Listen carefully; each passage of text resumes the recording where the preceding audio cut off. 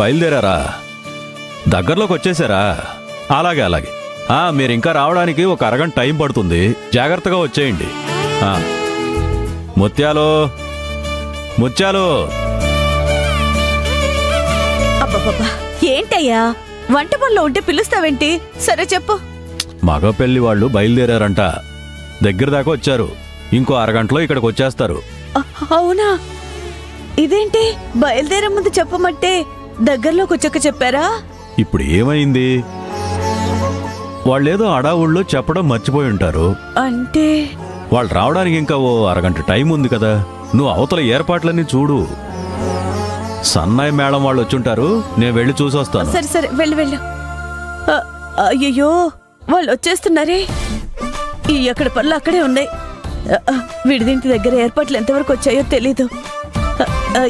ఈ ఆనంది ఎక్కడికి వెళ్ళింది? ఆనంది, ఆనంది. ఏంటమ్మా కంగారు పడుతున్నావు? అబ్బా, కంగారు పడకుండా ఎలా ఉంటాను? పెళ్లి వాళ్ళు దగ్గరలోకి వచ్చేసారంట. విడిదింట్లో అన్ని ఏర్పాట్లు పూర్తయ్యాయా? సబ్బులు, పౌడర్లు, టవల్స్, కొబ్బరి నూనె బాటిల్స్, మంచినీళ్ళ గ్లాసులు, మంచినీళ్లు అన్ని ఎవరి గదుల్లో వాళ్ళకి పెట్టేశాను.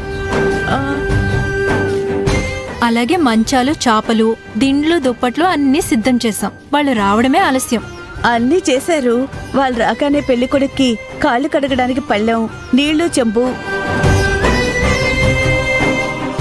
అలాగే హారతి పళ్ళెం అవి సిద్ధం చేశారా? అయ్యో, అవి మర్చిపోయానమ్మా. అయ్యో, 10 సార్లు చెప్తే మర్చిపోవడం ఏంటే? వెళ్ళు, వెళ్ళి బకెట్లో నీళ్లు తీసుకొని విడిదింటి ముందు పెట్టు. అలాగే తుండుగుడ్డ కూడా పెట్టు. తుండుగుడ్డ అంటే ఏంటి?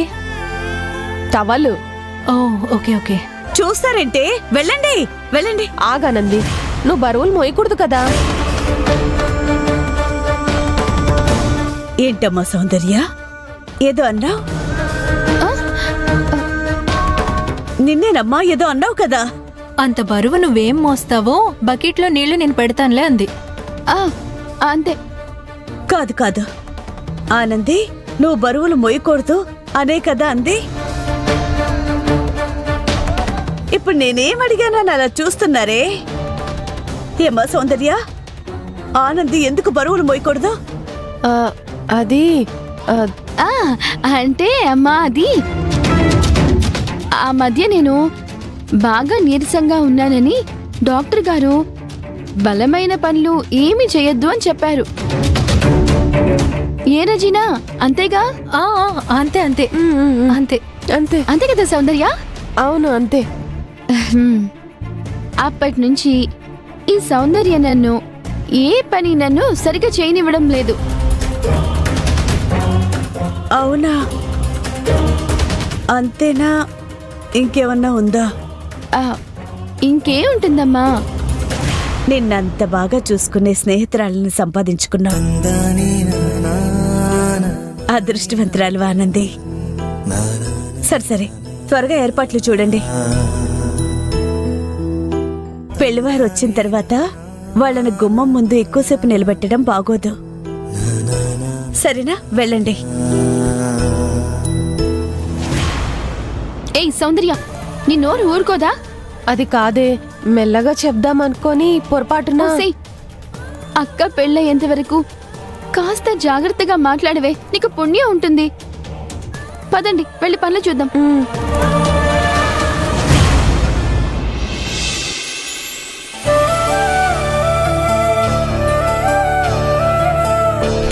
ఇంకేదో మర్చిపోయానే. బావా, థ్యాంక్స్ తులసి. థ్యాంక్స్ చెప్తే సరిపోదు బావా, నేను చెప్పింది చెప్పినట్టు చేసి చూపించాలి. ఓకేనా? Double okay.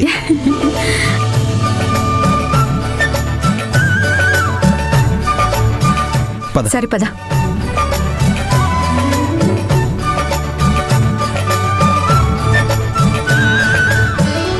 ఒరే అశ్విన్, ఆ బ్యాగ్ ఏంట్రా? ఎక్కడికి వెళ్తున్నావు? అమృత పెళ్లికి వెళ్తున్నానమ్మా.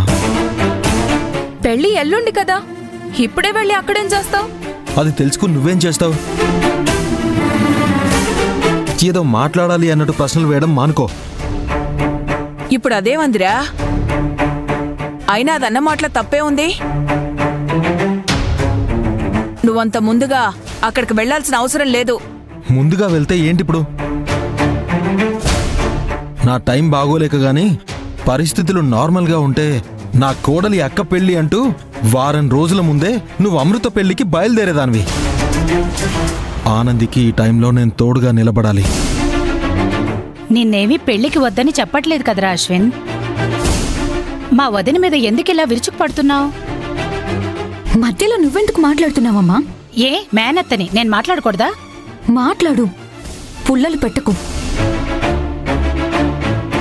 అశ్విన్, ఈ ఒక్క విషయంలో మాత్రం నా మాట నువ్వు వినాలి. ఒకవేళ నువ్వు ముందుగా వెళ్తే ఇంత ముందుగా వచ్చారేంటని అనుకుంటుంది ఆ ఆనంది. అత్తయ్య, ఆ రోజు మహేష్ సార్ అంతలా చెప్పినా నువ్వింకా ఆనంది గురించి ఇలాగే ఆలోచిస్తున్నావేంటి? మహేష్ చెప్పాడనే మీ బావకి ఆఖరి ఛాన్స్ ఇచ్చాను. లేకపోతే ఈ పాటికి మీ ఇద్దరికీ నిశ్చితార్థం కూడా జరిగేది. అసలు ఆనందికి వీడి మీద ప్రేమ లేదు, దోమ లేదు. ఏ ప్రేమ లేకుండానే ఆ రోజు హాస్పిటల్కొచ్చి బావని చూసి ఏడ్చి తన నుదుటిన బొట్టు పెట్టిందంటావా? దాని వెనక కూడా ఒక కుట్ర ఉంది. మన వల్లే అశ్విన్కి ఇలా జరిగింది. ఇప్పుడు తనని చూడకపోతే కనీసం చూడ్డానికి కూడా రాలేదేంటంటారని వచ్చింది. మరి తనొచ్చినప్పుడు బావతో చెప్పొద్దని ఎందుకు ఒట్టేయించుకుంది? నీ ముందు కాస్త షో చేయాలి కదా. దానివన్నీ నాటకాలే. అమ్మా, నువ్వు ఆనంది గురించి ఎన్ని రకాలుగా తప్పుగా అనుకున్నా తనేంటో నాకు బాగా తెలుసు. తన ప్రేమ ఎలాంటిదో నా మనసుకి తెలుసు. తెలిస్తే పెళ్లికి వెంటనే ఎందుకు ఒప్పుకోవడం లేదు? నిన్ను ఎవరికో కట్టబెట్టమని సలహా ఎందుకు ఇస్తుంది? అత్తయ్య, ఇప్పుడు ఆ మాటలన్నీ ఎందుకు? కొడుక్కి బుద్ధి రావాలని చెప్తుంటే ఎందుకంటావంటే? చూడశ్విన్, మహేష్ ముందు మీరిద్దరూ నాకిచ్చిన మాట గుర్తుందిగా. అమృత పెళ్ళయ్యేలోపు ఆనంది నీతో పెళ్లి కొప్పుకుంటే సరే సరే, లేకపోతే నీకు తులసికి పెళ్లి, అంతే.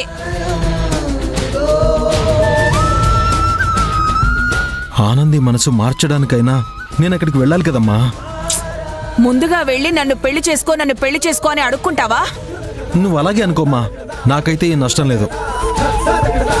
పెళ్లికి పిలిచారని బయలుదేరుతుంటే ఎందుకత్తయ్యా? అందర్నీ పిలిచినట్లే వీడు మొహాను కూడా ఒక శుభలేఖ పడేశారు. దానికే పరిగెత్తుకుని వెళ్ళాలా? అసలు మీ ప్రాబ్లం ఏంటత్తయ్యా? ఆనంది బిహేవియరా, లేకపోతే ఆనందియే ప్రాబ్లమా? తన మీద ఎందుకింత ద్వేషం? ఇదేం ప్రశ్న? ఆనందిని కోడలి పిల్ల అంటూ ప్రేమగా పిలిచిన నాకు తన మీద ద్వేషం ఎందుకుంటుంది? మరి సడన్ గా ఎందుకిలా మారిపోయావు? మారింది మా అమ్మ కాదు, ఆ ఆనంది. మరి ఆ ఆనందిని అడిగి కడిగి పారేయకుండా మా వదిన మీద పడతారేంటి మీరిద్దరూ? ఇవన్నీ కాదత్తయ్యా. నిజంగా మీకు ఆనంది అంటే ఇష్టమేనా? తను ఇంటి కోడలు కావడం మీకు అంగీకారమేనా? నాకిష్టమే. అలా అయితే బావని పెళ్లికి పంపించత్తయ్యా.